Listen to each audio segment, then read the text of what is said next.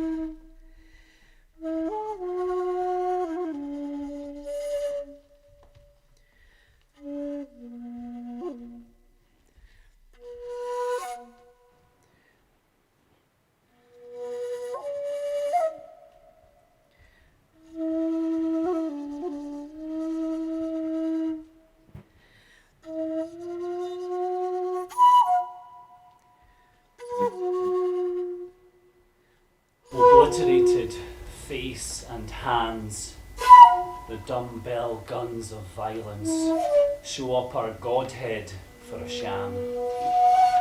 Against the armour of the storm I hold my human barrier, I maintain my fragile irony. I've walked this brazen, clanging path in fresh, brittle arrogance to chance the simple hazard. Death. Regretting only this, my rash, ambitious wish to verse, to write a true, invalued testament.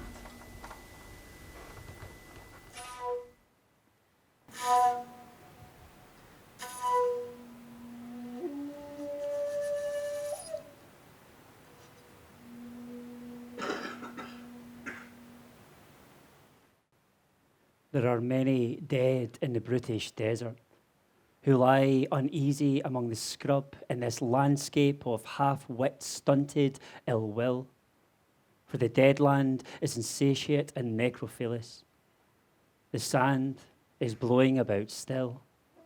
Many who for various reasons, or because of mere unanswerable compulsion, came here and fought among the clutching gravestones, shivered and sweated, cried out, suffered thirst, were stoically silent, cursed the spittering machine guns, were homesick for Europe, and fast embedded in quicksand of Africa, agonized and died, and sleep now, sleep here, the sleep of the dust.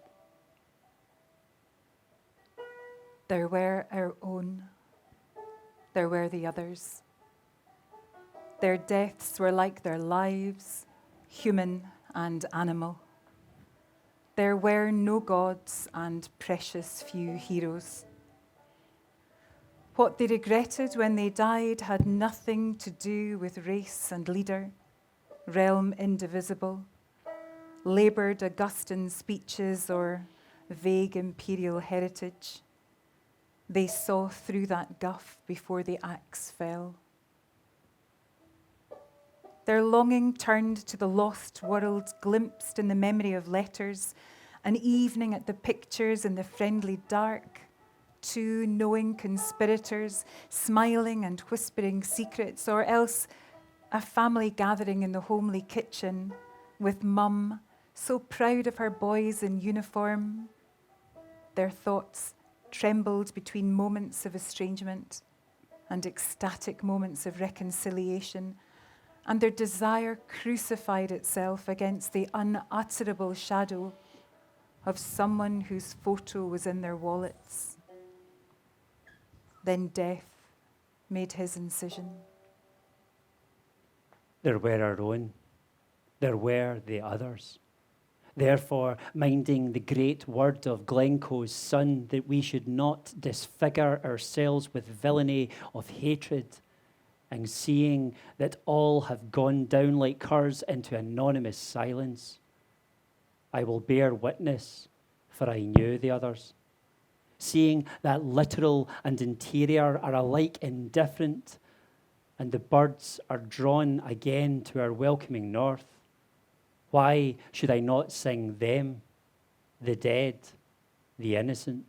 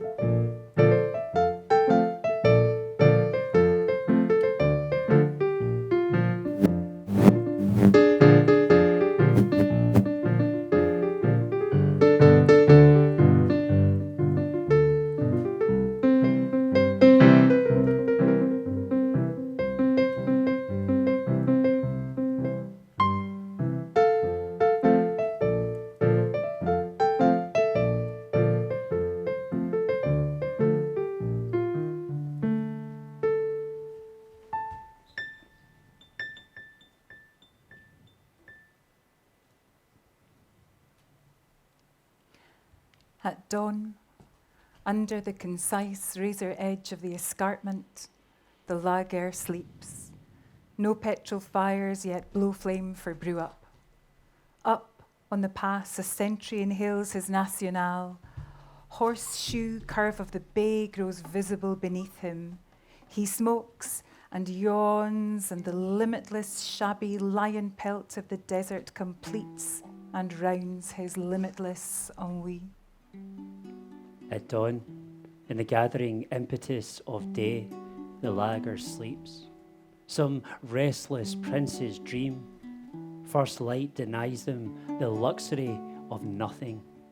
But others, their mates, more lucky, drown in the lightless grottos. Companionable death has lent them his ease for a moment. The dreamers remember a departure like a migration. They recall a landscape associated with warmth and veils and pantomime, but never focused exactly. The flopping curtain reveals scene shifters running with freshly painted incongruous sets.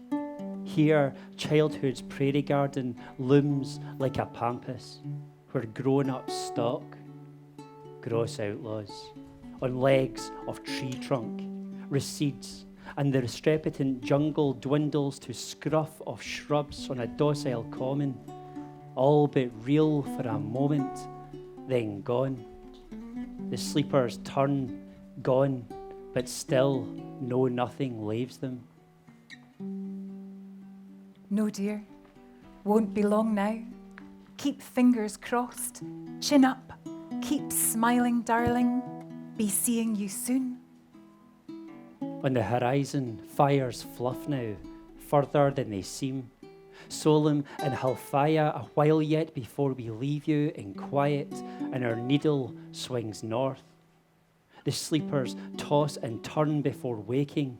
They feel through their blankets the cold of the malevolent bomb-thumped desert, impartial, hostile to both. The lager is one. Friends and enemies, haters and lovers, both sleep and dream.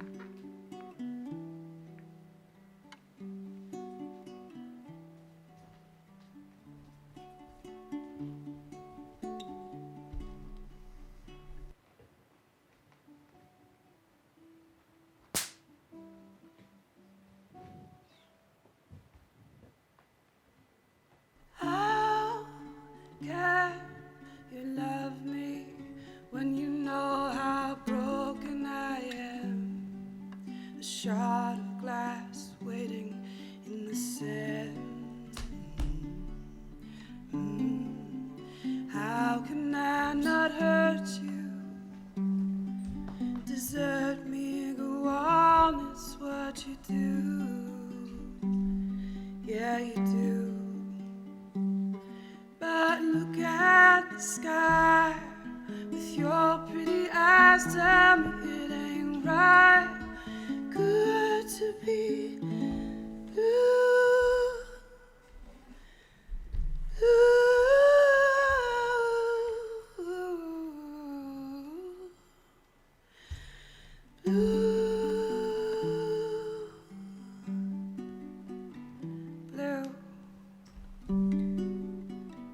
Tell me how it ain't right. Morning light breaks me, the sidewalk takes me home again to you, home again to.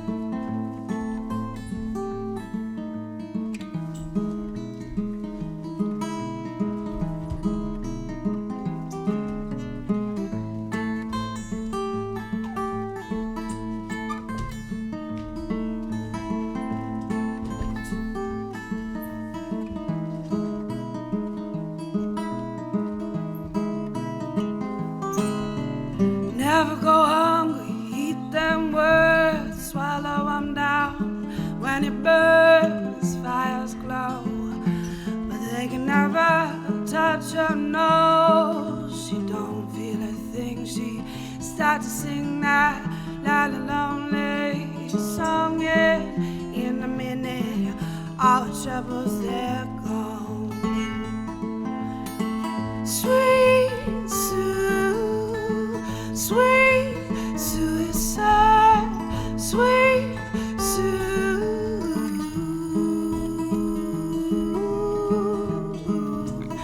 She ain't afraid to die.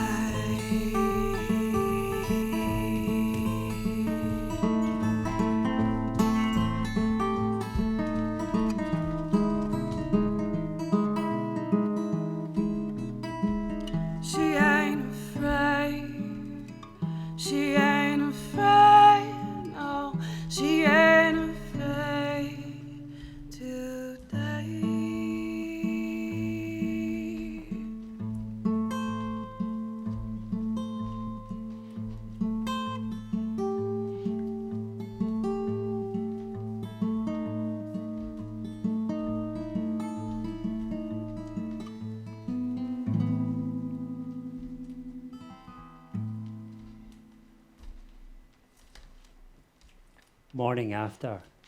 Get moving. Cheerio. Be seeing you when this party's over. Right, driver, get swerving. The truck pulls out along the corniche. We dismiss with the terseness of a newsreel the casino and the column, the scrofulous sellers of obscenity, the Garys, the girls, and the preposterous skyline. Past red-rimmed eye of the salt lake. So long then, holy filth of the living. We are going to the familiar filth of your negation to rejoin the proletariat of levelling death. So cold wind of the desert, embittered reflections on discomfort and protracted absence. Cold and resentment stirred at this seeming winter, most cruel reversal of seasons. The weather clogs thought. We give way to griping and malicious ill turns, or instinctive actions appearing without rhyme or reason. The Landsknecht read mail, play scat, lie mute under great coats. We know that our minds are as slack and rootless as the tent pegs driven into cracks of limestone. And we feel the harm of inaction's erosion. We're uneasy, knowing ourselves to be nomads, impermanent guests on this bleak moon surface of dents and ridges, craters and depressions. Yet they make us theirs. We know it and abhor them. Vile, 3 in 1 of the heretic desert, sand, rock and sky. And the soul wind whipping the face of a working or a dying unit who shoulders his shovel with corpse obedience.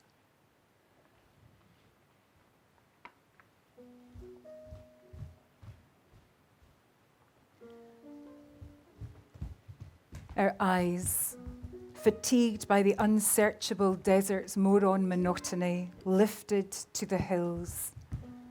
Strong-winged, our homing memory held us on an unerring course, soared, leaving behind it in an instant camp, coastline and city, sea, imbecile wasteland and the Black Sierras for a well-known house. It found the treeless Macher, took in bay and snub headland, circled kirkyard and valley, and described once again our love's perfect circuit till, flying to its own, it dashed itself against the unresponsive windows. So we waited and lifted our eyes to the hills, whence comes aid. In our ears a murmur of wind-borne battle, herons stalk over the blood-stained flats, burning byres come to my mind. Distance blurs motive and aim, dark moorland bleeding for wrong or right. Sons of the hounds, come here and get flesh. Search, bite. Armour has foregathered, snuffling through tourbillons of fine dust. The crew don't speak much. They've had last brew up before battle. The tawny deadland lies in silence, not yet smashed by salvos. Time is flickering, and this, I think, in a few minutes, while the whole power crouches for the spring. X20 in 30 seconds, then begin. Let loose, rounds, the exultant bounding hell-harrowing of sound. They move forward into no man's land, a vibrant sounding board. As they advance, the guns push further murderous music. Yes, hill and shieling, sea, loch and island, hear it. The yell of your war pipes, scaling sounds, mountains, guns, thunder, drowning in their soaring swell.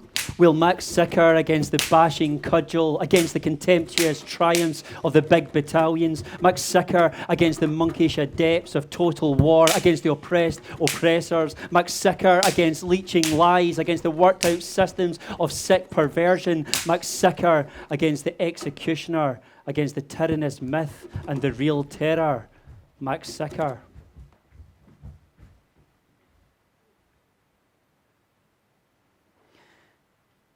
na huye marv an glach gavash fo gruim ruistich. Gila og sa loken shies me grui sa huer grishin. Smunig mi a chor san ag, a huer e bevoerer. Wie toetjem aun en reun en aar, gen eri tjulak. Gebe Johnson no chas en je chantes no vieren, ga de nacht a tolokach na vas vo gruim ruistich. Yet, how can I shame them, saying that they have died for us, that it was expedient a generation should die for the people? To justify them, what byways must I follow? And to what inaccessible sierras of naked acceptance, where mere reason cannot live, where love shines like a glacier, could I ever attain it? Neither by dope of reportage nor by anodyne of statistics is their lot made easier. Laughing couples at the tea dance ignore their memory. The memoirs almost slight them. And the queue forming up to see Rangers play Celtic forms up without thought, so those dead, oh, to write them, what requiem can I sing in the ears of the living? So the words that I have looked for and must go on looking for are worlds of whole love, which can slowly gain the power to reconcile and heal. Other words would be pointless.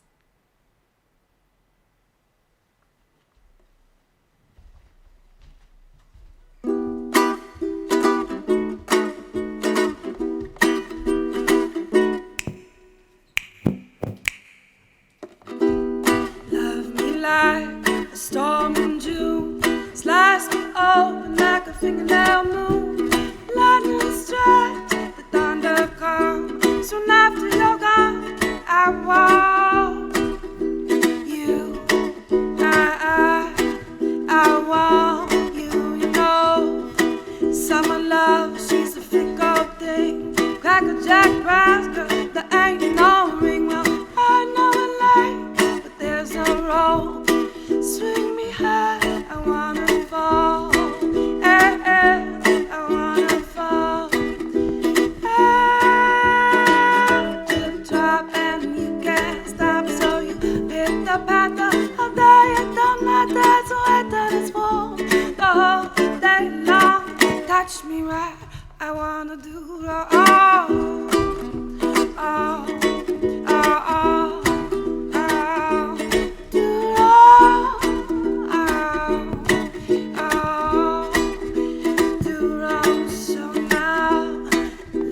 Like a storm in June, slice me open like a fingernail. Ooh, lightning strikes and the thunder comes soon. Lightning strikes and the thunder comes soon. 'Cause after you're gone, after you're gone.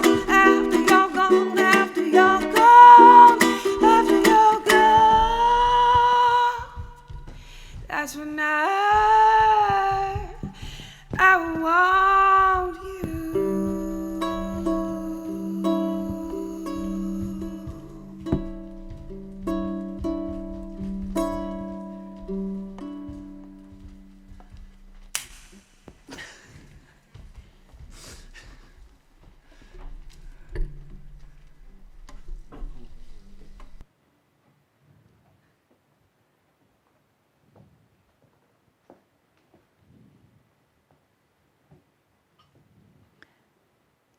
Of the Swadis who came to the desert with Rommel, there were few who had heard or would hear of El Eleba.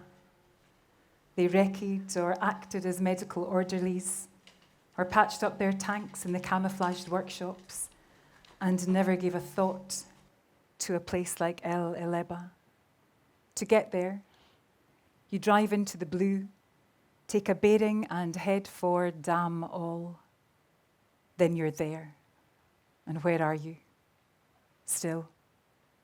Of some few who did cross our path at El Eleba, there are 7 who bide under their standing crosses. The first, a lieutenant. When the medicals passed him for service overseas, he had jotted in a notebook. Auf den Tag und die Stunde halte mich standhaft. To the day and the hour, keep me steadfast. There is only the decision and the will. The rest has no importance. The second, a corporal. He had been in the Legion and had got one more chance to redeem his lost honour. What he said was, Hören Sie mal, ich habe Ihr Gesetter sagt, wenn du zusätzliche Rationen... listen here, I'm fed up with your griping. If you want extra rations, go get them from Tommy. You're green, that's your trouble. Dodge the column, pass the buck, and scrounge all you can. That's our law in the Legion. You know Tommy's got 'em. He's got mineral waters and beer, and fresh fruit in that white crinkly paper, and God knows what all. Well, what's holding you back? Are you windy or what? Christ, you old Afrikaners, if you're wanting the eats, go get 'em from Tommy. The third had been a farmhand in the March of Silesia and had come to the desert as fresh fodder for machine guns. His dates are inscribed on the files and on the crosspiece. The fourth was a lance jack. He had trusted in Adolf while working as a chemist in the suburb of Spandau. His loves were his cello and the woman who had borne him 2 daughters and a son. He had faith in the Ensig. That the new Reich may live, prayed the flyleaf in his Bible. The fifth, a mechanic. All the honour and glory, the siege of Tobruk and the conquest of Cairo meant as much to that Bosch as the synod of Whitby. Being wise to all this, he had one single headache, which was how to get back to his sweetheart, called Ilse. He had said, Kann der Tommy nicht aufwachen und mit dem Weben beginnen? can't the Tommy wake up and get weaving? If he tried, he could put this whole court in the bag. May God damn this Libya and both of its palm trees. The sixth was a Pole, or to you, a Volksdeutscher, who had put off his nation to serve in the Wehrmacht. He sea-killed and talked of the dirty Polakin, and said what he'd do if let loose among Ruskies. His mates thought that, though just a Polnischer Schweinhund, he was not a bad bloke. On the morning concerned, he was driving a truck with mail, petrol, and rations. The MP on duty shouted 5 words of warning. He nodded, laughed, revved, and drove straight for El Eleba, not having quite got the chap's Styrian lingo. The seventh, a young swaddy, riding cramped in a lorry to death along the road which winds eastwards to Halfaya. He had written 3 verses in appeal against his sentence, which soften for an hour the anger of Lenin. 7 poor bastards, dead in African deadland, tawny, tousled hair under the issue blanket. Wie eins Lily, Dead in African deadland. eins Lily Marlene. How's it going? It's going fast. Bit much right now if you gonna ask. Am I up for the test?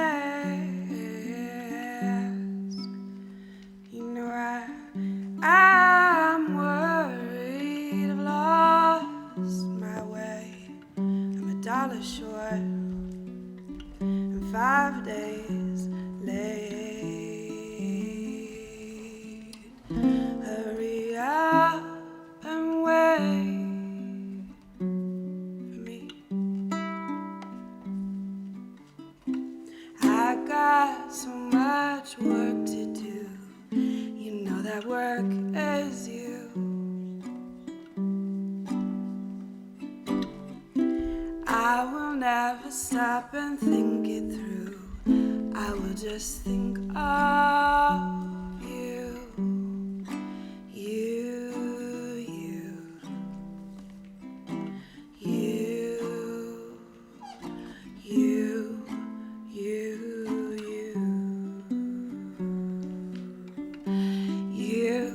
you,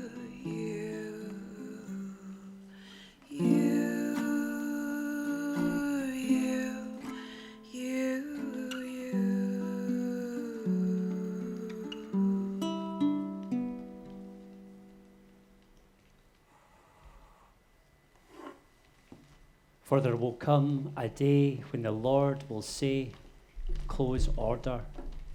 One evening, breaking a jeep journey at Capuzzo, I noticed a soldier as he entered the cemetery and stood looking at the grave of a fallen enemy. Then I understood the meaning of the hard word pietas, a word unfamiliar to the newsreel commentator as well as to the pimp, the informer, and the traitor. His thought was like this: here's another good Jerry, poor mucker, just 18, must be hard up for manpower, or else he volunteered, silly bastard. That's the fatal mistake. Never volunteer for nothing. I wonder how he died. Just as well it was him, though, and not one of our chaps. Yes, the only good Jerry, as they say, is your sort, chum. Cheerio, you poor bastard. Don't be late on parade when the Lord calls close order. Keep waiting for the angels. Keep listening for reveille. To the war in Africa that's over, good night. To thousands of assorted vehicles in every stage of decomposition, littering the desert from here to Tunis, good night. To thousands of guns and armoured fighting vehicles, brewed up, blackened and charred, from Alamein to here, from here to Tunis, good night. To thousands of crosses of every shape and pattern, alone or in little huddles, under which the unlucky bastards lie. Good night. Horseshoe curve of the bay, clean razor edge of the escarpment. Tonight is the sunset only that's blooding you. Halfaya and solemn, I think that at long last we can promise you a little quiet. So long, I hope I won't be seeing you. To the sodding desert, you know what you can do with yourself. To the African deadland, God help you, and good night. There were our own. There were the others.